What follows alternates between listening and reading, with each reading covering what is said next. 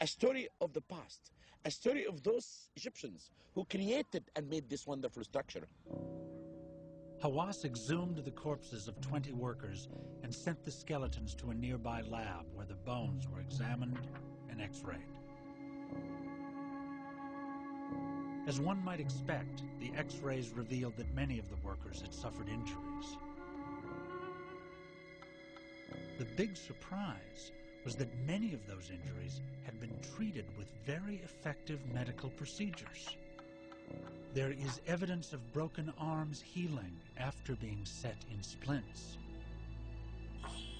The end of this leg bone is well healed, proof that the worker received good care and lived for years after the surgical amputation of his lower leg.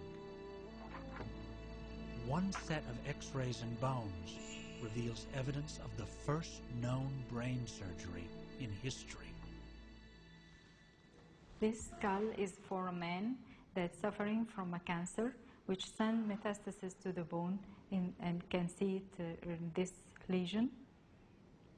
And there are evidence that they may try to make some surgical operation that appeared from this chiseling effect on the bone outside. In 2500 BCE, Egyptian doctors chiseled a hole in this skull to relieve the pressure caused by the patient's brain tumor. Dr. Hawass argues not only is this a testimony to ancient Egyptian medical practices, but it may be additional evidence that the pyramids were not built by slaves. The traditional theory is that 100,000 slaves labored for 40 years to build each of the great pyramids. But Hawass has found documents in the workers' village that proves the workers were paid.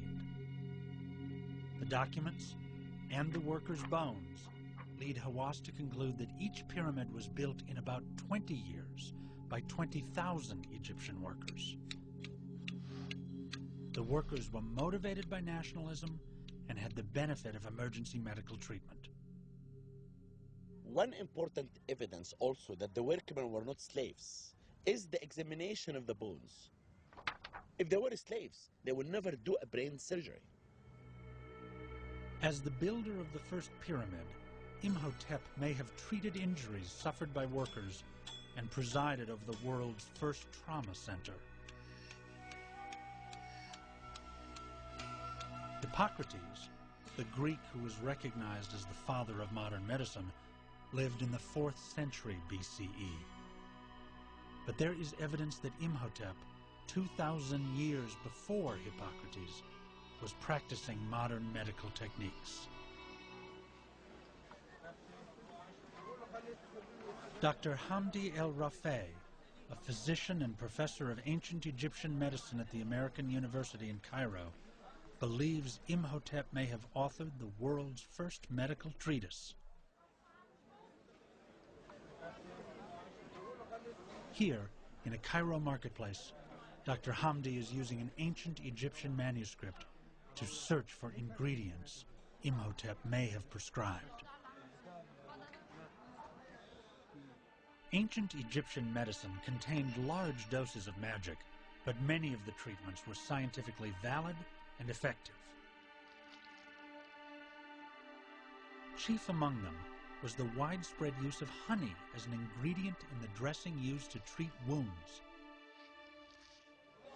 Honey is an absolutely marvelous ingredient because honey is bactericidal and bacteriostatic, which means that bacteria cannot grow and are killed by honey.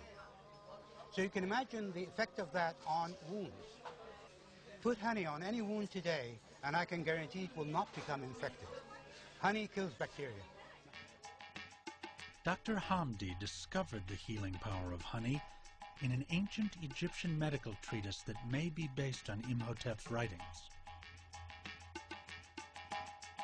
The Edwin Smith Papyrus, named after its first owner, is the oldest and most important medical papyrus ever found. Dating from 1550 BCE, the document lists 48 traumatic injury cases and their treatments. the world's first known use of sutures to close wounds, moldy bread to cure infection, and raw meat to stop bleeding. The papyrus begins with injuries to the head and then works its way down the body. The same organizational structure used by Gray's Anatomy today. The Edwin Smith papyrus is a very scientific papyrus in the sense that it presents a case as we would present it today to our medical students.